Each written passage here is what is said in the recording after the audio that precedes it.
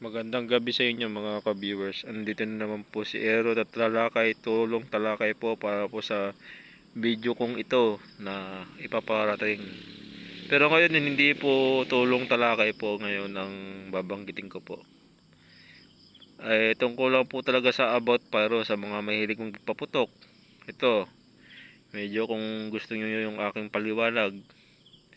Ang topic po natin ngayon tungkol sa paputok ay kung bibili ka ng paputok ay kailangan sigurado na bibili ka. Yun po yun. Yun ang topic po natin ngayon. Alam nyo, marami kasi mga nagtatanong-tanong din sa mga seller. Marami mga nagtatanong sa mga seller ng paputok. Yung iba na naman, karamihan din yung mga bogus or mga hindi naman din bibili talaga. Dapat magtatanong kayo yung talagang bibili kayo.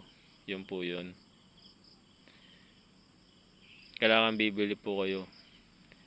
For example, kung bibili kayo ng kwitis, ng mga pailaw, ay dapat po bibili kayo. O ora mismo. Hanggat maaari po ay mag down payment kayo ng kahit 500 para mai-reserve yung nyo, bibili nyo. Ganun po yun. Lalo na sa mga online, sa mga delivery. Pero ingat din sa mga delivery, hindi pa rin masyadong hindi hindi pa talaga legit na pwede mag-deliver sa mga yung mga Lalamove sa mga Shopee. May mga bawal pa rin eh. Baka kumbaga napasa kamay pa rin sa kanila ang ang kung magde-deliver sila o hindi, di ba? Yan po 'yon. 'Yon. Ang payo ko po dapat kung bibili kayo ng paputok, mga kwitis, pailaw, ay dapat po ay siguradong bibili po kayo para hindi rin po mamadismaya yung seller po.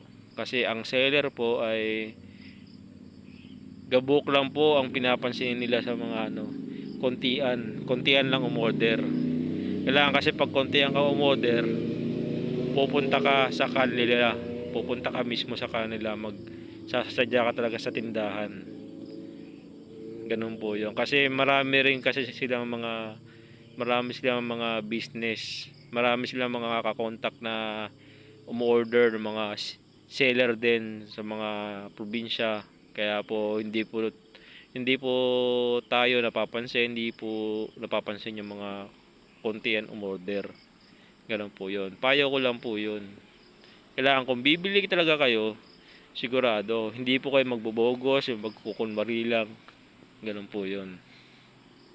Kasi abala rin sa kanila yun, sa mga seller. Ganun po yun. Ako, based on my experience po, dati kasi nagtanong-tanong din ako sa kaya ako nabanggit yun. Hindi naman lahat. Yung iba pinapansin ako, yung iba hindi ako pinapansin ng seller. Kasi konti nga naman, 100 pirasong kwitis lang, konting pailaw, 'di ba? Tapos hindi pa uso yung hindi pa uso yung mga Lalamoves, mga Shopee. Hindi pa uso 'yun.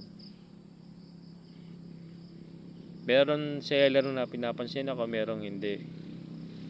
Pero karamihan hindi ako pinapansin. Pero may mga namamansin din talaga na totoo na ayun. Ganun po 'yun. Kaya pag bibili po talaga kayo ng paputok, dapat talaga sigurado. Yung mga mahilig po sa paputok. Kahit isang tabi na natin yung hindi mahilig sa paputok. Yung mga mahilig talaga bumili na paputok. Wag po kayo loko-loko na bumili na tapos hindi naman pala kayo bibili. Sigurado dapat na bibili kayo. Yun po yun. Para hindi po abala sa kanila.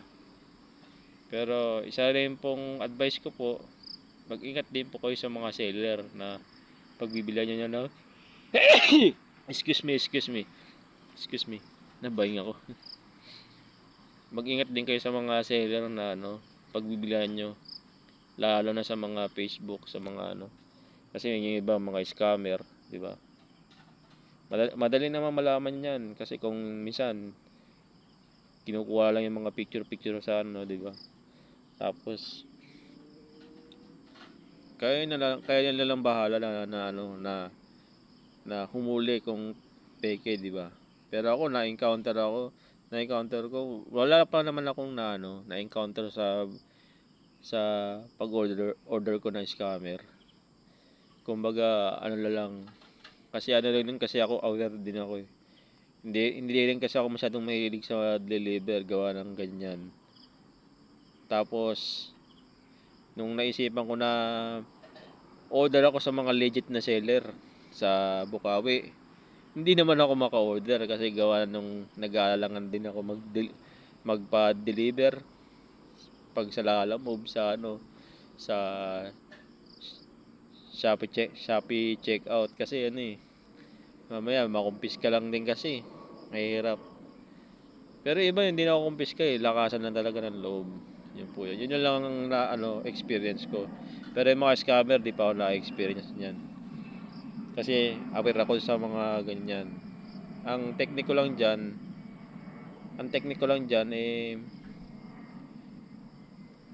wag ka na lang umorder sa mga seller na hindi hindi legit. At madali naman din kasi malaman kung legit ang seller. Madali yung malaman 'yan. Bibigyan ko kayo ng tip. Yung kite sa website na sa Google. Yan, mga legit 'yan. Kite ni SRC, kite ni Navarro 'yan. Mga legit 'yan. Tapos pag marami nagme-message ng link sa Facebook kung saan ang niyan, ayun, legit po 'yan. Kung gusto niyo order, 'yan po. Pero kung yung mga yung mga kakausapin niyo lang na dip, depende rin kasi 'yun. Kaya maging aware po kayo doon. Kasi kung kilala kayo o hindi. Misa kasi pag di rin kilala, ganun. Iba-iba kasi ang ugali ng mga seller. Kaya ingat din po kayo. Kaya ang payo ko sa inyo, kung gusto niyo talaga na bumili ka agad na gustong-gusto niyo, pumunta na lang kayo sa Bukawi talaga. O kaya yung mga seller na mga taga Cavite, Manila, Tondo, o Pasig, punta kayo mismo sa bahay nila. Ganun po yun. Ako gusto ko nga ganun eh. Pupunta ako sa kung bibili lang ako ng kontian, sasabihin ko, hindi naman ako bogus. Ganun lang. Pupunta ka lang. At saka, syempre, kailangan din totoo ka sa sinasabi mo. Nabibili ka talaga. Pero kung ayaw ng seller yung iba, yung mga ibang seller ayaw ka papuntahin sa bahay-bahay. Sa bahay nila, excuse me. Mali pala. Sa bahay nila ayaw ka papuntahin. Meron mga tinatago yun. Alam niyo na yung mga illegal. Siyempre, bibili kayo sa mga legal lang. Kasi delikado na rin kasi yan.